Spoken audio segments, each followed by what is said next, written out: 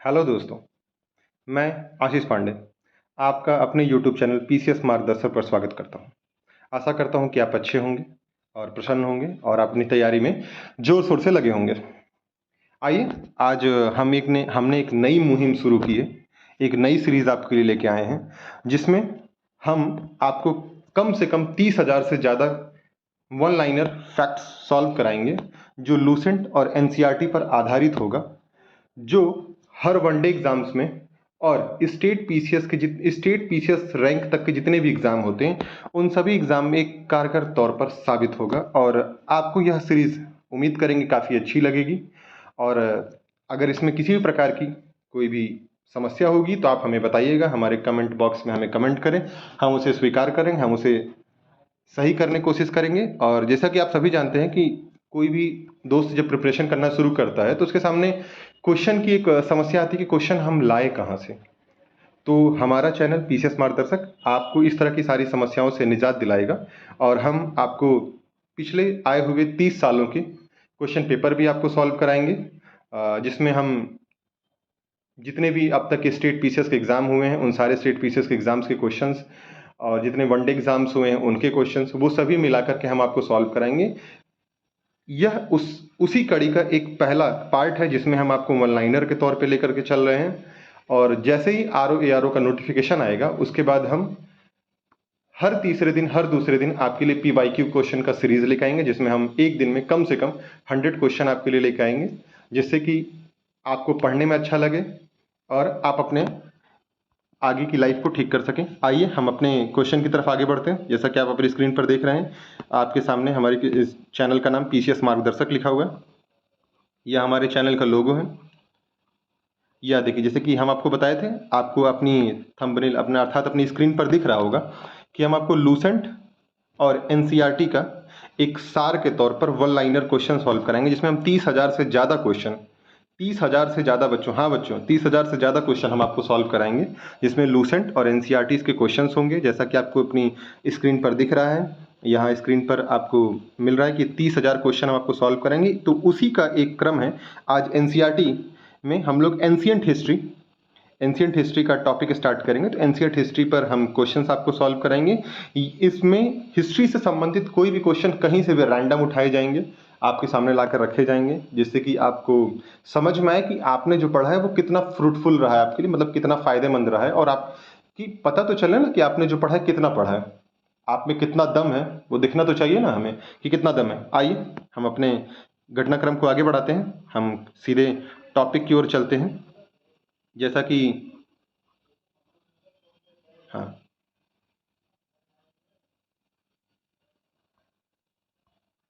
Yes minute बच्चों, हाँ, एक मिनट।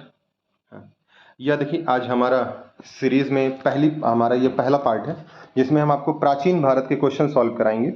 तो प्राचीन भारत में हम सर्वप्रथम कुछ क्वेश्चंस लेके आए हैं आपके लिए। समथिंग ये 40 से 50 क्वेश्चंस हैं। तो 40 से 50 क्वेश्चन आज हम आपको सॉल्व कराएंगे। आइए हम क्वेश्चन की तरफ बढ़ते हैं। तो जैसा कि आप अपनी स्क्रीन पर देख रहे हैं कि आपको पहला क्वेश्चन मिल रहा होगा आपकी स्क्रीन पर।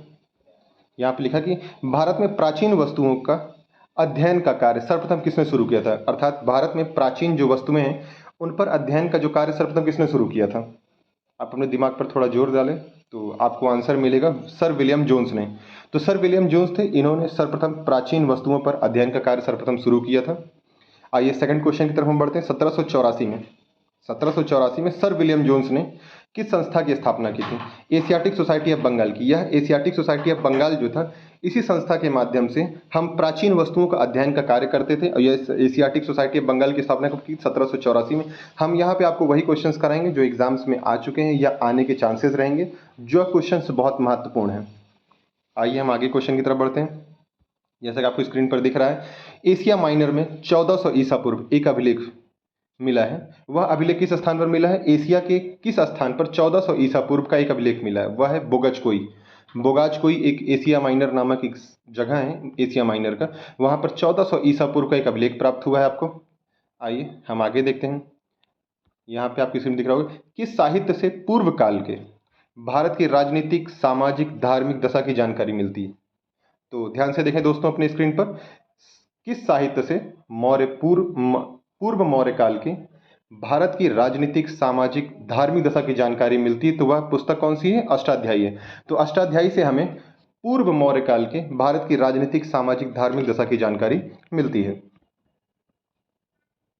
यह पाणिनि द्वारा लिखी गई पुस्तक है, जैसा कि आप सभी जानते हैं।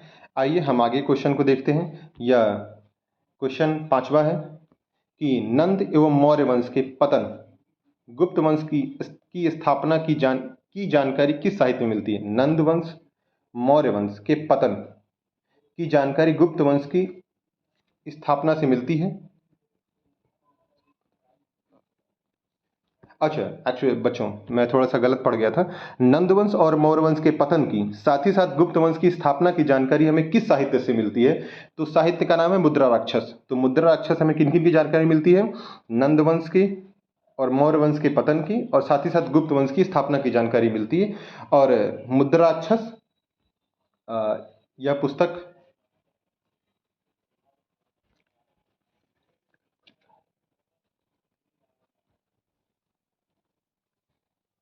क्वेश्चन नंबर 6 देखिए, महावीर स्वामी के जीवन की जानकारी किस में मिलती है हमें? तो भगवती सूत्र में। अब यहाँ पे क्वेश्चन पूछा जाए आपसे कि भगवान महावीर स्वामी जो थे, मतलब महावीर स्वामी के जीवन की जानकारी हमें किस पुस्तक से मिलती है? तो वह पुस्तक का नाम कौन सा? भगवती सूत्र था। यह एक जैन ग्रंथ है। आइए, कल्हड़ द्वारा लिखी गई राजतरंगड़ी में किसका इतिहास मिलता है? तो कई बार आपके सामने यह क्वेश्चन आया होगा कि राजतरंगड़ी जो है यह कल्हड़ द्वारा रचित की गई है, और इससे हमें किस के शासनकाल के बारे में या कहाँ के कालक्रम के बारे में पता चलती है? तो वह कश्मीर के शासन कालखंड के बारे में हमें जानकारी मिलती है। किससे? कल्हड़ द्वारा लिखित राजतरंगड़ी से। आइए हम आगे घटनाक्रम की तरफ बढ़ते हैं। तो यहाँ आपको स्क्रीन पर दिख रहा होगा कि भद्रबाहु चरित्र किसके राज्यकाल की जानकारी प्राप्त होती है? मतलब भद्रबाहु चरित्र से हमें किस राज्यकाल की जानकारी मिलती है? तो चंद्रगुप्त मौर्य। चंद्रगुप्त मौर्य की अगर हमें जानकारी चाहिए तो हमें भद्रबाहु चरित्र को देखना पड़ेगा। भद्रबाहु चरित्र से हमें चंद्रगुप्त मौर्य के राज्यकाल की जानकारी मिल जाएगी। आइए हमारा अगला क्वेश्चन, शुंग वंश का इतिहास। शुंग वंश का इतिहास किस साहित्य में वर्णित है? महाभाष्य में। जो शुंग वंश का इतिहास है वह किस साहित्य में वर्णित है? तो महाभाष्य में वर्णित है। शुंग वंश का इतिहास महाभाष्य नामक साहित्य में वर्णित है। तो अगर आपसे पूछा जाए शुंग वंश का इतिहास हमें कहाँ से जानकारी मिलती है? तो महाभाष्य से मिलती है। बंगाल के शासक रामपाल की जीवन कथा की किस साहित्य में मिलता है?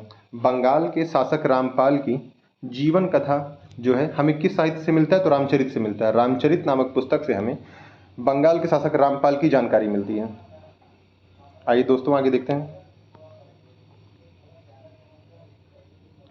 या प्रबंध चिंतामणि किस संप्रदाय पर आधारित ग्रंथ है? जो प्रबंध चिंतामणि है, प्रबंध चिंतामणि किस संप्रदाय पर आधारित ग्रंथ है? तो जैन संप्रदाय पर आधारित ग्रंथ। कौन सी? प्रबंध चिंतामणि। बौद्ध धर्म का रिकॉर्ड किस पुस्तक ने? इस सिंह से। बौद्ध धर्म का रिकॉर्ड हमें किस पुस्तक से मिलता है? तो इस सिंह से मिलता है। तो इस सिंह एक चीनी यात्री थे जिनसे हमें बौद्ध धर्म के बारे में जानकारियां मिलती हैं, बौद्ध धर्म के रिकॉर्ड्स के बारे में पता चलता है इस सिंह से। वेनसांग ने किस पुस्तक की रचना की थी? सी युकी की। वेनसांग ने सी युकी नामक ग्रंथ की रचना की थी। वेनसांग ने किस पुस्तक की रचना की थी? सी युकी की रचना की थी वेनसांग ने। यह भी एक चीनी यात्री थे वेनसांग। इनको यात्रियों में राजकुमार कहा जाता है वेनसांग को। अल मसूदी अरब यात्री लेखकों में प्रमुख लेखक कौन है? अरब यात्रियों लेखकों में प्रमुख लेखक मतलब अरब की तरफ से यात्रा करने वाले जो लोग आए थे उसमें से कुछ लेखक भी आए थे। तो उनमें प्रमुख लेखक कौन कौन थे? अलबरूनी, अल मसूदी, सुलेमान। तो अलबरूनी, अल मसूदी, सुलेमान यह अरब यात्री थे जो भारत में आए थे। तो इनके लेख जो है, इनका कुछ लेख है जो बहुत प्रमुख है। अलबरूनी का जैसे कि भारत की खोज, यह बहुत प्रसिद्ध पुस्तक रही है। आइए हम आगे घटनाक्रम को देखते हैं। किसके द्वारा अश्वमेध यज्ञ किए जाने का उल्लेख मिलता है? पुष्यमित्र सिंह से मिलता है। और कहाँ मिलता है? महाभाष्य में मिलता है। तो किसके द्वारा अश्वमेध यज्ञ किए जाने का उल्लेख महाभाष्य में मिलता है? तो पुष्यमित्र शुंग द्वारा अश्वमेध यज्ञ किए जाने का साक्ष्य हमें, मतलब का उल्लेख हमें महाभाष्य से मिलता है। पूरा पाषाण युग के मानव की जीविका का मुख्य आधार क्या था? पूरा पाषाण युग के मानव की जीविका का मुख्य आधार क्या था? शिकार करना था। तो जो पूरा पाषाण कालीन लोग थे उनके जीवन यापन करने का जो मुख्य आधार था वह शिकार था। शिकार के आधार पर ही वो अपना जीवन यापन करते थे, क्योंकि उस समय पत्थर ही चारों तरफ होते थे। खेती के बारे में उन्हें समझ नहीं थी, तो खेती नहीं होने के कारण वह शिकार पर ही अपना जीवन यापन करते थे। आग का आविष्कार किस काल में हुआ था? पूरा पाषाण काल में हुआ था। अब यह क्वेश्चन बहुत ही इंपॉर्टेंट है कि आग का आविष्कार किस काल में हुआ था? पूरा पाषाण काल में आग का आविष्कार हुआ था। निम्न पूरा पाषाण मुख्य स्थल कहाँ पाए गए? निम्न पूरा पाषाण काल के मुख्य स्थल कहाँ पाए गए? सोहन घाटी तथा महाराष्ट्र में पाए गए। सोहन घाटी तथा महाराष्ट्र में निम्न पूरा पाषाण काल के मुख्य स्थल पाए गए हैं। तो अगर आपसे पूछा जाए निम्न पूरा, ये जो सोहन घाटी तथा महाराष्ट्र में ये जो क्षेत्र है, यहाँ पर निम्न पूरा पाषाण काल के मुख्य स्थल पाए गए हैं। तो यहाँ देखिए माइक्रोलिथ सभ्यता किस काल से संबंधित है? तो माइक्रोलिथ सभ्यता जो है यह मध्य पाषाण काल से संबंधित है। तो अगर आपसे पूछा जाए तो माइक्रोलिथ सभ्यता किस काल से संबंधित है? तो मध्य पाषाण काल से संबंधित है। कौन सी? माइक्रोलिथ सभ्यता।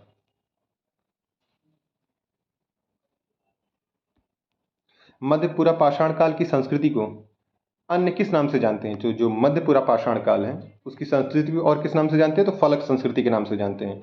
दोस्तों, फलक संस्कृति के नाम से हम किस काल को जानते हैं? मध्यपुरा पाषाण काल की संस्कृति को फलक संस्कृति के नाम से जानते हैं। कृषि का आविष्कार किस काल में हुआ था? नवपाषाण काल में कृषि का आविष्कार हुआ था। कृषि का आविष्कार किस काल में? नवपाषाण काल में कृषि का आविष्कार हुआ था। यही सब क्वेश्चंस आपको एग्जाम्स में देखने को मिलेंगे, या इस तरह के सारे क्वेश्चंस एग्जाम्स में आ चुके हैं। हम आपको जब प्रीवियस ईयर क्वेश्चन सॉल्व करेंगे तो उसमें हम दिखाएंगे कितने सारे क्वेश्चंस हमारे वन लाइनर ऐसे होंगे जो सीधे एग्जाम्स में पूछे जा चुके हैं और आने वाले एग्जामों में उनकी आने की संभावना भी रहेगी। नवपाषाण काल का प्रथम प्रस्तर उपकरण सर्वप्रथम 1860 ईस्वी में कहाँ से प्राप्त हुआ है? टेम्स नदी घाटी से, सॉरी टोन्स नदी घाटी, जो टोन्स नदी घाटी वहां से नवपाषाण काल का प्रथम प्रस्तर उपकरण पाए गए, अर्थात प्रस्तर यानी पत्थर के उपकरण कहाँ से पाए गए? नवपाषाण काल के सर्वप्रथम 1860 में टोन्स नदी घाटी से मिले हैं।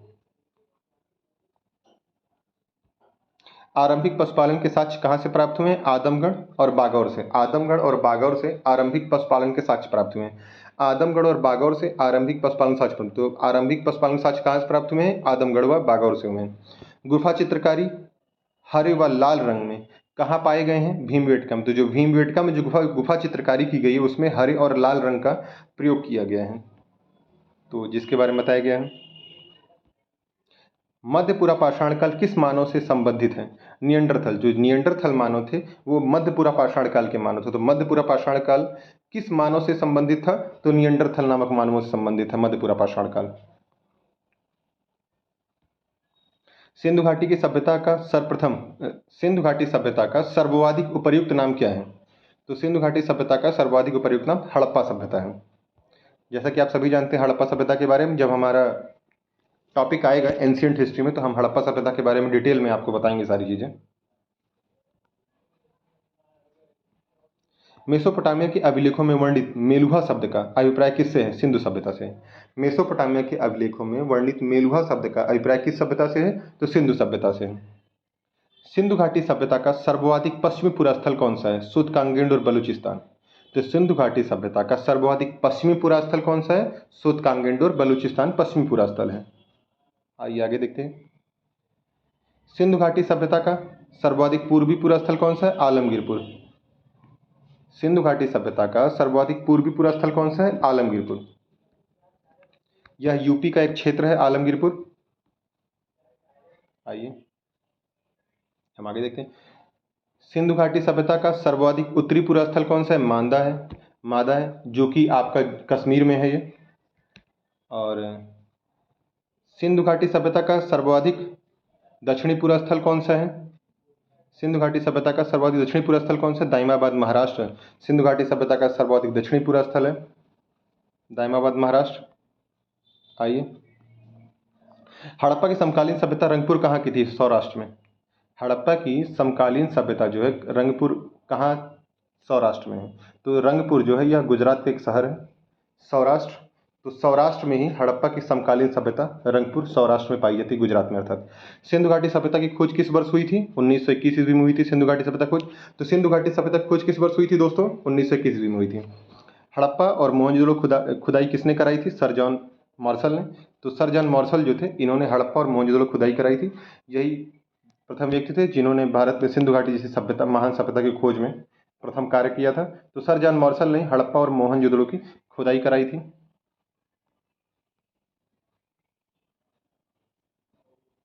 सिंधु घाटी सभ्यता की खोज में किन दो भारतीय लोगों के नाम जुड़े हुए हैं? दयाराम साहनी और आर डी बनर्जी। तो सिंधु घाटी सभ्यता की खोज में किन दो भारतीय लोगों के नाम जुड़े हैं? दयाराम साहनी और आर डी बनर्जी के नाम जुड़े हुए हैं। भारत सबसे प्राचीन नगर कौन सा है? मोहनजोदड़ो। भारत का सबसे प्राचीन नगर कौन सा है? मोहनजोदड़ो भारत सबसे प्राचीन नगर है। सिंधु सभ्यता के बंदरगाह कौन कौन से थे? तो लोथल और सिरकोतड़ा नामक दो बंदरगाह थे सिंधु सभ्यता के समय में। सिंधु सभ्यता के समय में अगर आपसे पूछा जाए कि बंदरगाह कौन कौन से थे, तो लोथल और सिरकोतड़ा नामक दो बंदरगाह थे। आइए, जुते हुए खेत और नक्काशीदार ईंटों के प्रयोग के साक्ष्य कहाँ से प्राप्त हुए? कालीबंगा से। जुते हुए खेत और नक्काशीदार ईंटों के प्रयोग के साक्ष्य हमें कहाँ से प्राप्त हुए? तो कालीबंगा से प्राप्त हुए। कई बार यह क्वेश्चन आया हुआ है, जुते हुए खेत के साक्ष्य कहाँ से मिले? तो कालीबंगा से मिले हमें। अग्निकुंड के साक्ष्य कहाँ से प्राप्त हुए? लोथल एवं कालीबंगा से। तो अग्निकुंड का साक्ष्य हमें अगर कहीं से पूछा जाए तो लोथल एवं कालीबंगा से अग्निकुंड के साक्ष्य मिले हमें। सिंधुकालीन नर्तकी की मूर्ति कहाँ से प्राप्त हुई? मोहनजोदड़ो से। सिंधुकालीन नर्तकी की मूर्ति हमें मोहनजोदड़ो से प्राप्त हुई। सिंधुकालीन नर्तकी की मूर्ति कहाँ से प्राप्त हुई? मोहनजोदड़ो से प्राप्त हुई, जिसमें जो एक कांस्य प्रतिमा है, अगर आप उसे ध्यान से देखेंगे तो बहुत ही अच्छी बनाई गई मूर्ति है, जिसमें एक महिला है जो नृत्य कर रही है। देखिए बच्चों, यह आज हम 40 क्वेश्चन का एक सीरीज लेकर के आपके पास आए थे। इसी तरीके से हम डेली 40-40 क्वेश्चन या 50-50 क्वेश्चन की सीरीज आपके पास लेकर के आएंगे, जो आपके एग्जाम के लिए बहुत हेल्पफुल होगा, और यह वन लाइनर क्वेश्चन आपके एग्जाम में आपकी सहायता करेगा। आप हमारे चैनल पीसीएस मार्गदर्शक का सहयोग करें, इसे अन्य लोगों तक पहुंचाएं, इसे लाइक करें। आप चैनल को हमारे लाइक करें, शेयर करें एंड सब्सक्राइब करें, और बेल आइकन को दबाएं, ताकि जो भी हमारे चैनल के नोटिफिकेशन हों वो आपको जल्द से जल्द आपको नोटिफिकेशन मिले, ताकि आप अपडेट रहें हमारे चैनल से। और हमारे चैनल में दो प्लेलिस्ट पड़ी हुई हैं, जिसमें एक पॉलिटी की क्लास और एक हिस्ट्री की क्लास चल रही है। वहाँ से आप जाएं, उसे देखें, आपको बहुत कुछ सीखने को मिलेगा वहाँ पर। आइए हम अपनी बात को यहीं समाप्त करते हैं। जय हिंद, जय भारत।